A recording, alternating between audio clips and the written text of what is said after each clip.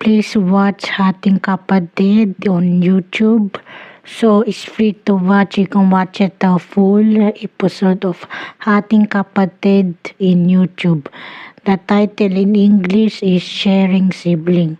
So this series from Philippines, it teach you a lesson as well of different personality. Some people are good heart, and some people are so then bully to another person is doesn't matter about a look or height or skin tone. Most important, you are friends. Most important, you are friendly, having a good heart, and you think of another person's feeling. And don't be a bully, okay?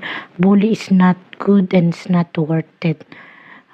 Bully to someone is not good, because you don't know what the person been through. So yeah.